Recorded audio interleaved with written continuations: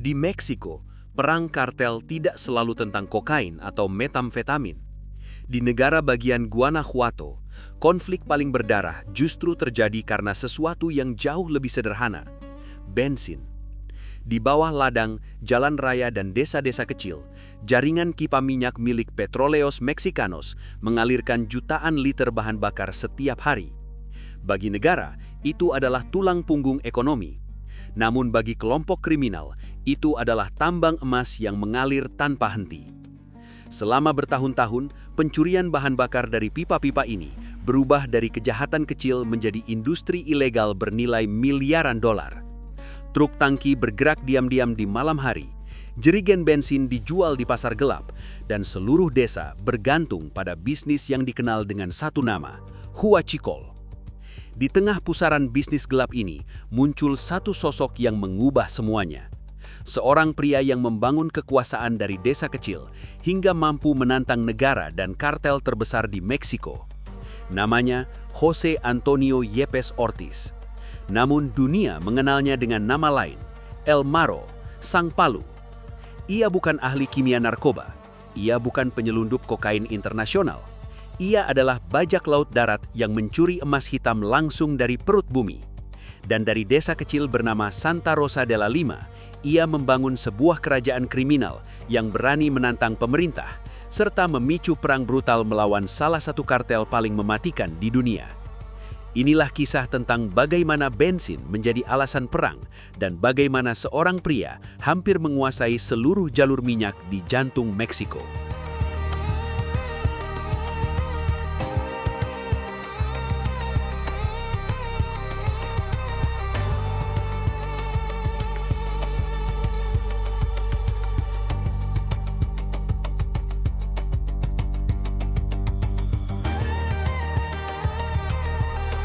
Di negara bagian Guanajuato, terdapat sebuah desa kecil bernama Santa Rosa de Lima. Tempat ini jauh dari gambaran kota besar Meksiko yang ramai. Jalanannya sempit dan berdebu, rumah-rumahnya sederhana, dan peluang ekonomi hampir tidak ada. Banyak keluarga hidup dari pekerjaan serabutan atau pertanian kecil yang hasilnya tidak menentu. Di desa inilah José Antonio Yepes Ortiz tumbuh besar. Sejak muda, ia melihat satu hal yang sangat jelas. Desa itu miskin, tetapi di bawah tanahnya mengalir kekayaan besar milik negara. Beberapa kilometer dari rumahnya, jaringan pipa minyak milik Petróleos Mexicanos, perusahaan minyak nasional Meksiko, melintasi ladang dan perbukitan. Pipa-pipa ini membawa jutaan liter bensin setiap hari ke berbagai wilayah negara. Namun bagi banyak warga desa, pipa itu juga berarti kesempadan. Awalnya, pencurian bahan bakar dilakukan secara kecil-kecilan. Beberapa orang melubangi pipa dan menampung bensin dengan selang sederhana. Bensin itu kemudian dijual murah ke pengendara lokal atau pasar gelap. Praktik ini dikenal di Meksiko dengan istilah huachicol. Namun El Marro melihat sesuatu yang lebih besar dari sekedar pencurian kecil. Ia mulai mengorganisir orang-orang di desanya. Ia membentuk kelompok yang terstruktur untuk menyadap pipa minyak secara sistematis. Mereka belajar cara mengebor pipa dengan cepat, memasang katup ilegal, dan menyalurkan bensin ke tangki-tangki tersembunyi. Dari sana, bahan bakar curian diangkut dengan truk menuju pasar gelap di berbagai kota. Operasi ini berkembang dengan sangat cepat. Dalam waktu singkat, pencurian bahan bakar berubah menjadi industri ilegal bernilai jutaan dolar. Kartel El Marro menguasai jalur distribusi, mengatur penjagaan di sekitar pipa, dan memastikan tidak ada kelompok lain yang masuk ke wilayah mereka. Dari sinilah lahir organisasi kriminal yang dikenal sebagai Santa Rosa de Lima Kartel. Berbeda dengan banyak kartel narkoba lain di Meksiko, kartel ini tidak memulai bisnisnya dari kokain atau metamfetamin. Fondasi kekuatannya justru berasal dari minyak, komoditas strategis yang menjadi tulang punggung ekonomi negara. El Marro memahami satu hal penting. Untuk mempertahankan kekuasaan di desa kecil seperti Santa Rosa de Lima, ia membutuhkan dukungan masyarakat. Ia menggunakan sebagian keuntungan dari huachicol untuk membangun loyalitas warga. Uang dibagikan kepada keluarga yang membantu operasi mereka.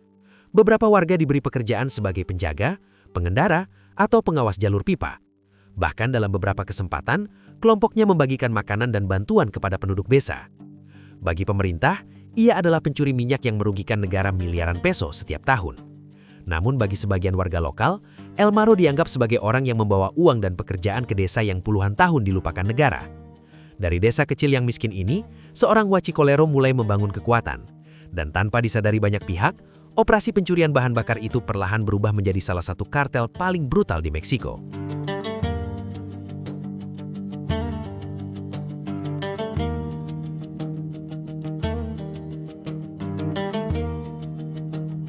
Kekuatan Jose Antonio Yepes Ortiz tidak hanya berasal dari senjata atau jumlah anak buahnya.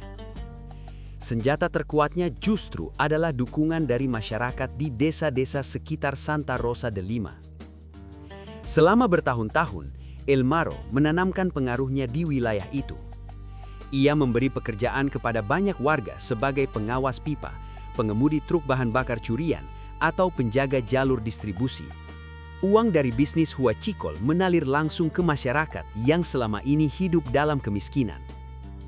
Akibatnya, ketika aparat keamanan datang, mereka tidak hanya menghadapi anggota kartel, mereka juga harus menghadapi seluruh komunitas yang melindungi El Marro.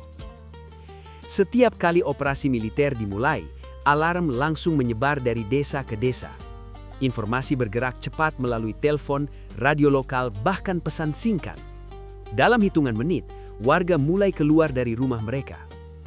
Ban-ban bekas dibakar di tengah jalan. Mobil dan truk tua diparkir melintang untuk menutup akses jalan utama. Batu dan kayu ditumpuk sebagai barikade darurat. Tujuannya sederhana, memperlambat pergerakan tentara. Seringkali, perempuan dan anak-anak berdiri di garis depan kerumunan. Mereka berteriak, memprotes, dan menghadang kendaraan militer agar tidak bisa masuk ke desa. Situasi ini membuat aparat keamanan berada dalam posisi yang sangat sulit. Jika mereka maju dengan paksa, resiko bentrokan dengan warga sipil sangat besar. Jika mereka mundur, El Marro kembali lolos. Taktik ini berulang kali digunakan oleh Santa Rosa de Lima kartel untuk melindungi pemimpinnya. Setiap operasi penangkapan berubah menjadi konfrontasi antara negara dan masyarakat desa. Di wilayah Santa Rosa de Lima, garis antara kriminal dan warga sipil menjadi sangat kabur. Bagi pemerintah Meksiko, kelompok El Marro adalah organisasi kriminal yang mencuri jutaan liter bahan bakar dari jaringan Petróleos Mexicanos dan menyebabkan kerugian besar bagi negara. Namun bagi sebagian penduduk lokal, tentara yang datang justru dipandang sebagai ancaman bagi mata pencaharian mereka. Di daerah itu, El Marro bukan sekedar pemimpin kartel. Ia dipandang sebagai pelindung desa, orang yang memberi uang, pekerjaan, dan rasa kekuasaan kepada komunitas yang lama merasa ditinggalkan negara. Karena itulah, setiap kali aparat mencoba menangkapnya, mereka tidak hanya berhadapan dengan kartel. Mereka harus menembus sebuah benteng yang dibangun dari loyalitas, ketakutan, dan kemiskinan.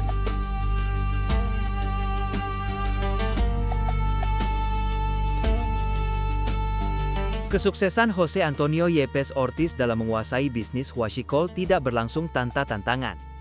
Semakin besar keuntungan yang dihasilkan dari pencurian bahan bakar, semakin banyak pihak yang ingin merebutnya. Salah satu organisasi yang mulai melirik wilayah Guanajuato adalah kartel Jalisco Nueva Generación, kartel yang dipimpin oleh Nemesio Oseguera Cervantes. CJNG dikenal sebagai salah satu organisasi kriminal paling agresif di Meksiko. Kartel ini berkembang sangat cepat dengan satu strategi utama, mengambil alih wilayah penting milik kelompok lain melalui kekerasan brutal. Bagi CJNG, Guanajuato adalah target yang sangat strategis. Negara bagian ini tidak hanya memiliki jaringan pipa minyak milik Petróleos Mexicanos, tetapi juga terletak di jalur transportasi penting yang menghubungkan pusat industri Meksiko dengan berbagai kota besar. Menguasai wilayah ini berarti mengendalikan aliran uang dalam jumlah besar. Masalahnya wilayah tersebut sudah berada di bawah kendali Santa Rosa de Lima kartel. El Marro menolak mundur. Ketika CJNG mulai memasuki Guanajuato, konflik bersenjata langsung meledak. Kedua kartel mengirim kelompok bersenjata untuk merebut desa, kota kecil, dan jalur distribusi bahan bakar. Baku tembak terjadi di jalan raya, kawasan industri, bahkan di dekat permukiman warga. Konvoi kendaraan bersenjata sering terlihat melintas pada malam hari, sementara suara tembakan menjadi hal yang semakin sering terdengar. Situasi di Guanajuato dengan cepat berubah menjadi perang terbuka. Kelompok CJNG menggunakan taktik intimidasi brutal untuk menakut-nakuti lawan mereka. Video propaganda, ancaman terbuka, dan pembunuhan terhadap anggota kartel rival menjadi bagian dari strategi mereka untuk melemahkan Santa Rosa de Lima. Namun kelompok El Marro juga tidak tinggal diam. CSRL melawan dengan serangan balasan, penyergapan terhadap konvoi musuh, dan pembunuhan terhadap anggota CJNG yang mencoba masuk ke wilayah mereka. Akibatnya, kekerasan meningkat secara drastis. Dalam beberapa tahun, Guanajuato berubah dari wilayah industri yang relatif stabil menjadi salah satu tempat paling berbahaya di Meksiko. Statistik pembunuhan melonjak tajam, dan ribuan orang kehilangan nyawa akibat konflik antara dua organisasi kriminal ini. Bagi masyarakat sipil, perang ini berarti hidup dalam ketakutan setiap hari.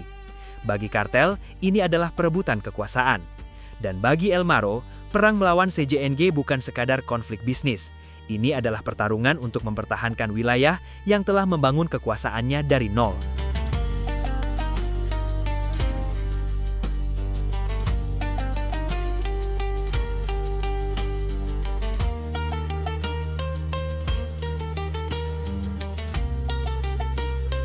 Selama bertahun-tahun, Jose Antonio Yepes Ortiz berhasil menghindari penangkapan.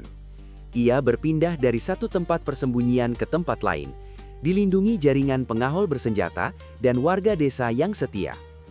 Namun, pemerintah Meksiko tidak pernah berhenti memburunya. Setelah perang berdarah antara Santa Rosa de Lima Cartel dan Kartel Jalisco Nueva Generación membuat Guanajuato menjadi salah satu wilayah paling mematikan di negara itu, tekanan dari pemerintah pusat semakin besar. Operasi militer diperluas, patroli ditingkatkan, dan intelijen mulai memetakan jaringan perlindungan yang selama ini melindungi El Marro. Bulan demi bulan berlalu dengan penggerebegan di berbagai desa. Rumah aman disita, anggota kartel ditangkap, dan lingkaran perlindungan di sekitar El Marro mulai menyempit. Hingga akhirnya, pada dini hari bulan Agustus 2020, aparat keamanan Meksiko menerima informasi penting mengenai lokasi persembunyiannya. Sasarannya adalah sebuah peternakan terpencil di pedesaan Guanajuato. Tempat itu terlihat seperti bangunan sederhana yang digunakan untuk memelihara ayam.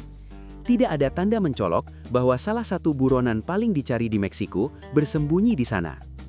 Operasi dimulai sebelum matahari terbit. Pasukan elit bergerak diam-diam mengelilingi area tersebut. Helikopter militer berpatroli di udara, sementara unit darat menutup semua akses keluar. Tujuannya jelas, memastikan target tidak memiliki kesempatan untuk melarikan diri. Ketika tim penyerbu akhirnya masuk ke dalam bangunan, mereka menemukan El Marro di dalamnya. Tidak ada baku timbak besar, tidak ada perlawanan panjang seperti yang selama ini dikhawatirkan. Dalam hitungan menit, pria yang selama bertahun-tahun mengendalikan bisnis huachicol di Guanajuato itu berhasil ditangkap. Foto yang kemudian beredar menunjukkan sosok El Marro dengan wajah lelah dan tangan diborgol, duduk di dalam sebuah ruangan sederhana di peternakan tersebut. Penangkapannya menjadi simbol berakhirnya sebuah era. Selama bertahun-tahun, ia membangun kekuatan dari desa kecil Santa Rosa de Lima Cartel hingga menjadi salah satu tokoh paling berpengaruh dalam dunia kriminal Meksiko. Namun, pada akhirnya, bahkan jaringan loyalitas dan perlindungan yang begitu kuat tidak mampu menyelamatkannya dari operasi negara.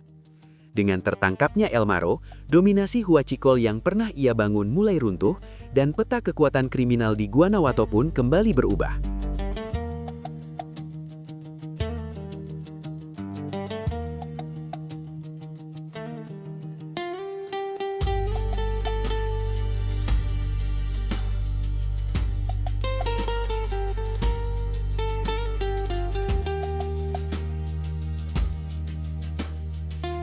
Penangkapan Jose Antonio Yepes Ortiz pada tahun 2020 sempat dianggap sebagai kemenangan besar bagi pemerintah Meksiko. Setelah proses pengadilan yang panjang, ia akhirnya dijatuhi hukuman sekitar 60 tahun penjara. Kini, ia ditahan di fasilitas keamanan maksimum Altiplano Federal Social Readaptation Center, penjara yang dikenal sebagai tempat menahan beberapa penjahat paling berbahaya di negara itu. Bagi banyak pihak, hukuman tersebut seharusnya menjadi titik akhir dari kisah El Marro. Namun, kenyataannya tidak sesederhana itu. Meskipun pemimpinnya telah dipenjara, jaringan yang ia bangun selama bertahun-tahun tidak langsung menghilang. Struktur organisasi Santa Rosa de Lima Cartel mungkin melemah, tetapi bisnis yang melahirkannya pencurian bahan bakar dari jaringan Petróleos Mexicanos masih terus berlangsung. Di banyak wilayah Meksiko, pipa minyak tetap menjadi target empuk bagi kelompok kriminal. Lubang-lubang ilegal terus ditemukan, truk bahan bakar curian masih bergerak pada malam hari, dan pasar gelap bensin tetap hidup. Warisan El Marro tidak hanya berupa organisasi kriminal, tetapi juga sebuah sistem. Sistem yang menggabungkan kemiskinan, korupsi, dan peluang ekonomi ilegal menjadi satu jaringan besar yang sulit dihentikan. Bahkan, setelah ia berada di balik jeruji, namanya masih muncul dalam laporan keamanan dan tindakan hukum internasional. Pada tahun 2025, berbagai langkah sanksi dan penindakan terhadap jaringan finansial yang terkait dengan kelompoknya kembali diperluas oleh otoritas internasional. Hal itu menunjukkan satu hal penting, pengaruh El Marro belum sepenuhnya hilang. Kisahnya menjadi pengingat bahwa dalam dunia kartel, menangkap seorang pemimpin tidak selalu berarti mengakhiri masalah. Organisasi kriminal seringkali bertahan, beradaptasi, dan berubah bentuk. Karena dalam banyak kasus, memotong kepala ular tidak selalu mematikan bisanya. Dan di Guanajuato, bayang-bayang perang yang pernah ia nyalakan masih terasa hingga hari ini.